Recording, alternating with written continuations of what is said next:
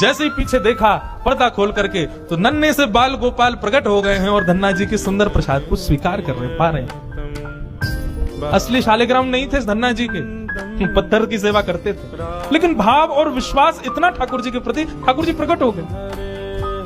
अब धन्ना जी थोड़े बड़े हो गए तो घर की गैयाएं चराने जाते थे और अपने ठाकुर जी को जेब में धर के ले जाते थे।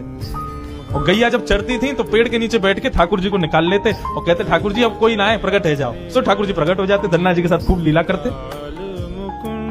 एक दिन ठाकुर जी ने धन्ना जी से कहा आज गाय चराने नहीं जाओगे? बोले आज हमारी बुआ जी आई हैं, घर में बहुत सारे मेहमान आए, आज हम नहीं जाएंगे। तो ठाकुर जी बोले एक काम कर, गैयान को गांव से बाहर ले जा और मोकू भी बाहर पधराया, तेरी जगह आज गैया मैं चराया आऊंगा।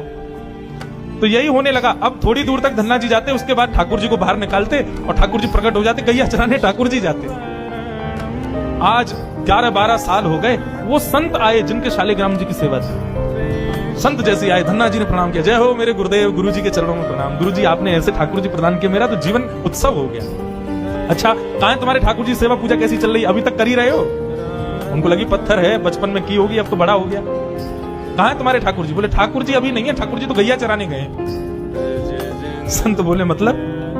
बोले हाँ, मैं कभी व्यस्त होता हूं तो मैं ठाकुर जी को गैयाओं के संग भेज देता हूं, ठाकुर जी गैया चराने जाते। संत बोले पहले तो छोटा था, अब तो इतना बड़ा हो गया, ये अभी भी बचकानी बातें करता है। अरे लाला ऐसे मत बोला करो। तो नहीं सच में ठाकुर जी गैया चराने गए। आपको विश्वास नहीं? शाम को चलो मेरे संग। गुरु जी को लेकर के वन में गया तो वन में गैयाएं चल रही थी। बोले कहां है तेरे ठाकुर जी? अरे देखो वो दोहरी गैया के पीछे पीछे हाँक रहे हैं वाकू, पीछे पीछे चल रहे हैं वाक्य, देखो ठाकुर जी दिख तो रहे। गुरु जी बोले हमको नहीं दिख रहे। धन्ना जी दौड़ के ठाकुर जी के पास गए, बोले मेरे गुरु जी आए, उनको दिख जाओ। भगवान बोले उनको नहीं दिखेंगे, हम बस तुमको ही दिखेंगे, तुम्हारे सखा तुमको दिखेंगे, सबको थोड़ी दिखेंगे। अरे भैया ऐसा मत करो। क्यों? बोले आपको और मोकू एक दूसरे से मिलवावे वाली तो गुरु जी हैं। गुरु जी यदि मुझको नहीं देके जाते आपको तो आप मुझे कैसे मिलते? मेरे गुरुदेव हैं, इन्होंने ही तो मुझको दिया था आपको। ठाकुर जी रीझ गए, पुनः पुनः धन की भक्ति, ऐसा भाव। इतने में ही नील माधव नीलमणि ठाकुर जी प्रकट हो गए और जैसे ही प्रकट हुए दूर खड़े गुरुदेव के एक एक रोम बिलखने लगा, रोने लगे और धन्ना के चरणों में प्रणाम किया। बोले हम सच्चे शालिग्राम से प्रकट नहीं कर पाए, तूने सामान्य पत्थर से प्रकट कर दिया ठाकुर जी।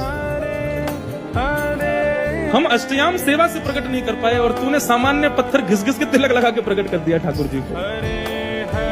हम 56 भोग पधरा करके ठाकुर जी को प्रकट नहीं कर पाए, तू बेसर की रोटी खवा के ठाकुर जी को चटकारे दिलवाता है। तू ठाकुर जी से गैया चरवा रहा है अपनी। धन्य है तू।